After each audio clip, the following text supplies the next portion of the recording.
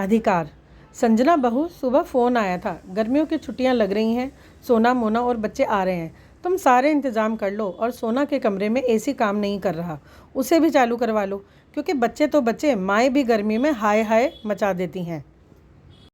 खाने पीने का विशेष ध्यान रखना, रूह अफ़ज़ा, आइसक्रीम की कमी नहीं होनी चाहिए। और बच्चों के लिए आम पन्ना, नींबू की शिकंजी मैं खुद तैयार करके रखूँगी, रोज़ उन्हें पिलाऊंगी शैतानों को। हंसते हुए सास अनीता जी बोली। बेटियों के आने पर उनकी खुशी का ठिकाना ना रहा। माँ जी, आज ही लड़का एसी ठीक कर कर गया है और कूलर भी खिड़कियों में लगवा दिए हैं, कोई परेशानी नहीं होगी। चाय देते हुए संजना बोली।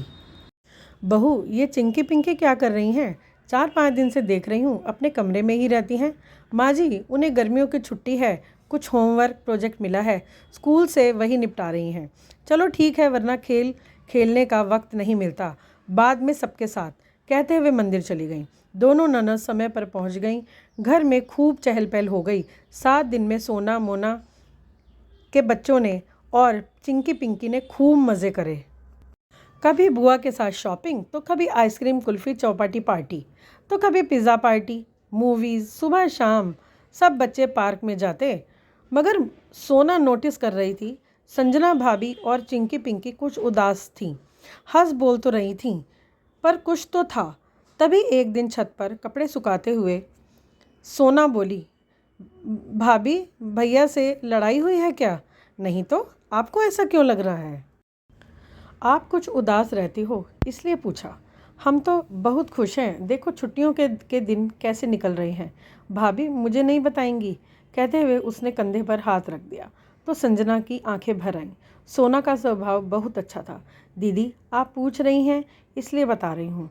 मेरी माँ का फ़ोन आया था, मुझे और बच्चों को वहाँ बुलाया है, पर माँ जी ने साफ मना कर दिया। बोली, तुम्हारे छोटे से कस्बे में ना बिजली है ना पानी, वहाँ जाकर क्या करोगी? मेरी पोतियाँ इतनी गर्मी में बिना सुविधा के कैसे रहेंगी? अब आप ही बताओ दीदी, मायका संपन्न हो या गरीब, मायका मायका ही होता है। और वहीं वहाँ की हर गली में बेटी की जान बसती है। पेड़ पर डले झूले सावन की याद दिलाते हैं। घर कैसा भी हो, बड़ा या छोटा, पर माता पिता का दिल प्यार से भरा होता है। वहाँ का हर एक कोना मेरे बचपन की कहानी गढ़ता है। पापा हम लोगों के लिए खुश होकर कितने फल मेवा से घर भर देते हैं। माँ तरह तरह की मिठाइयाँ बनाती हैं।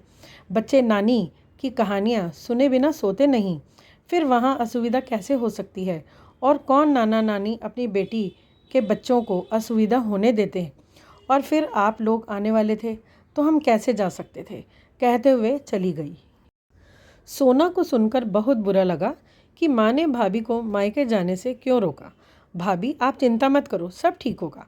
अगले दिन संजना रसोई में नहीं दिखी तो अनीता जी बोली, यह तुम लड़कियाँ रसोई में क्या करने लगी हो? बहू कहाँ है? मम्मी, वह जाने की तैयारी कर रही है, तो हमने सोचा फटाफट खाना बना लें। तैयारी? कैसी तैयारी? बहू कहाँ जा रही है? मोना ने कहा, मम्मी, गर्मियों की छुट्टियों में बेटियाँ अपने मायके जाती हैं, वहीं जा रही है। ऐसे कैसे मना करने के बावजूद भी जा रही है? संजना, बाहर आओ। तुमने कैसे तय कर लिया कि तुम नंदों के आगे अपने मायके चली जाओगी? माँ जी, वो बेचारी बोल नहीं पाई। मैंने तुमसे कहा था ना कि इन लोगों के जाने के बाद 2-4 दिन के लिए चली जाना। आखिर वहाँ है ही क्या? अरे माँ, काम करने के लिए ज़िंदगी पड़ी है, अभी उन्हें भी मायके में मज़े ले लेने दो, फिर हम सब हैं ना, सब मिलकर काम कर लेंगे।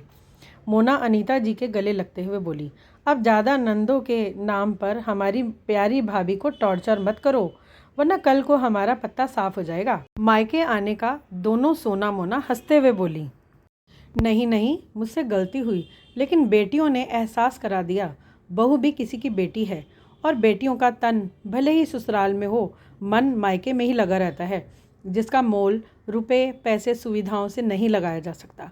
इंतज़ार रहता है कब मौका मिले और मायके की गली पहुंच जाएं। जाओ संजना बेटा, खुशी खुशी जाओ। आशा है आपको मेरी ये पहली कहानी मेरे नए चैनल कहानी सुनो पर आपको पसंद आई होगी। तो आने वाली कहानियों के लिए भी आप मेरे चैनल को सब्सक्राइब कर लीजिए। धन्यवाद।